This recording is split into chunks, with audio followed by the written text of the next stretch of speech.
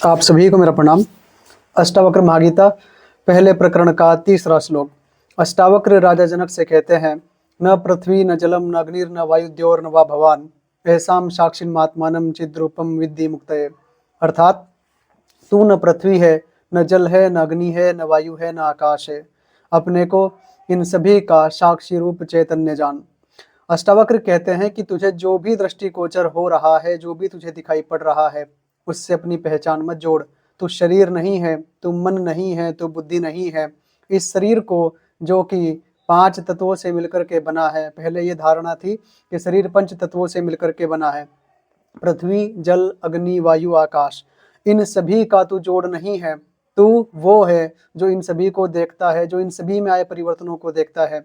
जैसे कोई दिया हो और एक उसकी ज्योति हो, तो इस शरीर को दिए के समान जान और अपने स्वरूप को उस ज्योति के समान जान। उस ज्योति की वजह से ही यह जो दिया है यह प्रकाशित हो रहा है। तू अपने को पहचान, अपने स्वरूप को जान, उस साक्षी में स्थिर हो जा, उसमें ठहर जा। पतंजलि के पास यदि आप जाओ तो वे आपको बड़ी लंबी चौड़ी विधि देते हैं, यम नियम आसन प्राणायाम प्रत्याहार धारणा ध्यान और समाधि। विभिन्न सदगुरु आपको भिन्न चरण सिखाते हैं, एक पूरी प्रक्रिया होती है सत्य तक पहुंचने की। पर ऋषि अष्टावक्र सीधा सीधा दूसरे ही श्लोक में, अपने द्वारा कहे गए दूसरे श्लोक में आपके साथ ध्यान की बात कर देते हैं, समाधि की बात करते हैं। सीधा सीधा कहते हैं कि कुछ भी करने की आवश्यकता नहीं है, साक्षी में ठहर जा। यदि तू साक्षी में ठहर जाएगा, अपने चैतन्य को पहचान लेगा जो इन सारे परिवर्तनों को देखता है, तो अभी बंधन से मुक्त हो जाएगा। अष्टावक्र महागीता का जो 4था श्लोक है उसमें वे कहते हैं, यदि देहम प्रतिकृत्य चिति विश्राम्य तिष्ठसि अधुनैव सुखी शांतो बंध मुक्तो भविष्यसि।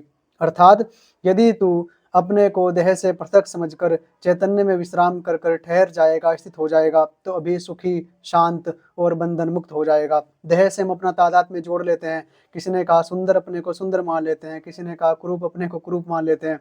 तो अष्टावक्र कहते हैं कि तू ये देह नहीं है, इस बात का तुझे स्मरण रखना है।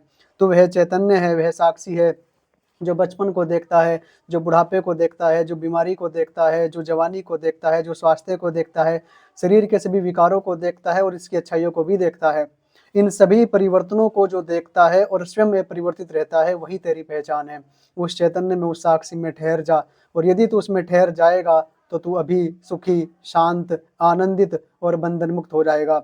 और राजा जनक इस बात के प्रमाण हैं कि यदि किसी व्यक्ति की तैयारी राजा जनक जैसी हो, प्यास उनके जैसी हो और समझ की प्रगाढ़ता इतनी हो, तो सत्य को उसी क्षण उपलब्ध किया जा सकता है या किसी भी क्षण में उपलब्ध किया जा सकता है। मैं आप सभी के चरणों में पुनः प्रणाम करता हूँ। आप सभी को बहुत बहुत धन्यवाद।